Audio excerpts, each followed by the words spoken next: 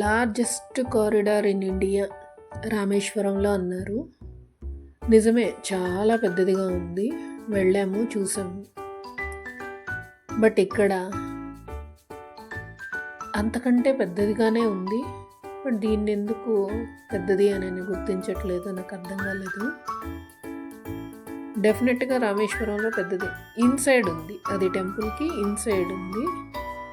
But ఉజ్జయిన్లో ఎక్కడైతే start అవుతుందో temple, అక్కడి నుంచి స్టార్ట్ చేస్తే ఒక 2 hours కూడా సరిపోలేదు మాకు తిరిగి అదంతా చూడటానికి.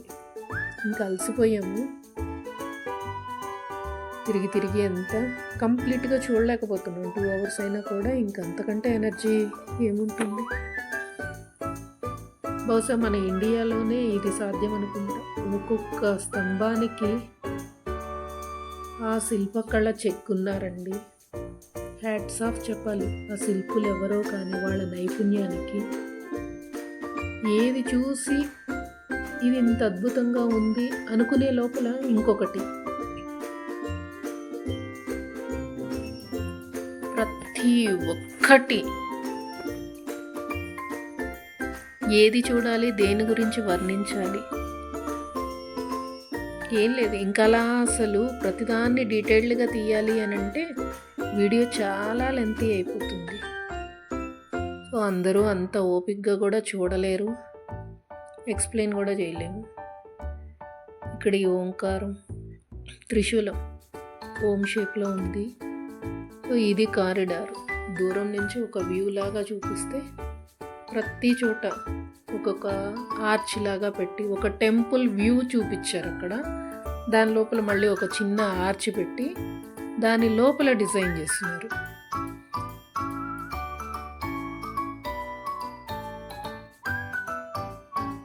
ఒక్కొక్క విగ్రహాన్ని చూడండి.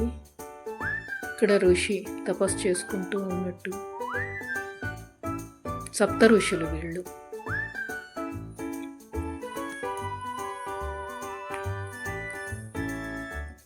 ఐదు మంది వాళ్ళు తపస్సు చేస్తున్నట్టుగా ఒక సర్కిల్ లాగా క్రియేట్ చేశారు. సర్కిల్ చుట్టూ ఈ 5 మందిని అలా పెట్టారు. సో కారిడార్ ఇలా వెళ్తూనే ఉన్నాం. ఎంత దూరం వెళ్ళినా ఎండ్ అయితే అవ్వట్లేదు. మా ఎనర్జీ ఎండ్ అయింది కానీ కారిడార్ ఎండ్ అవ్వట్లేదు.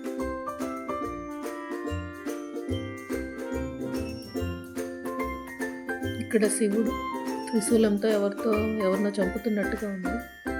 మొత్తం ఓంకారేశ్వర్ వ్యూ, సిటీ వ్యూ దూరం నుంచి ఎలా ఉంది అనేది ఒకసారి ఎలా చూపించా. అక్కడ నుంచి ఇట్లా టర్న్ తీసుకుంటే కారిడార్ అగైన్.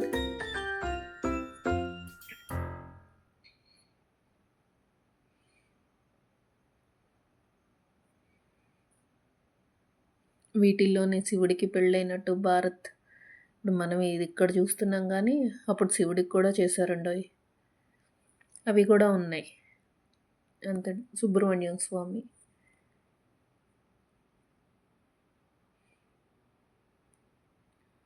గణపతి. ఇదేదో కొంచెం డిఫరెంట్గా ఉంది, అర్థం కాలేదు నాకు అసలు. శివుడు యుద్ధం చేస్తున్నాడు. ఆయన కళ్యాణం అప్పుడు అన్ని గుర్రాలతోటి ఊరేగింపుగా. ఇక్కడ యుద్ధం ఉంది, ఇంకో చోటు ఉంది. అది అరే ఇలా కూడా ఉందా అని అనుకున్నాం. పార్వతీదేవి 2 పిల్లల్ని, ఒకరిని చంకలోని ఇంకొకళ్ళని చేతిలో చక్కగా పట్టుకొని. అమ్మ ఎంత పెద్ద దుర్గామాత అయినా కానీ అమ్మ అందరికీ అమ్మే కదా. వాళ్ళ పిల్లల దగ్గరికి వచ్చేటప్పటికి మరీ స్పెషల్గా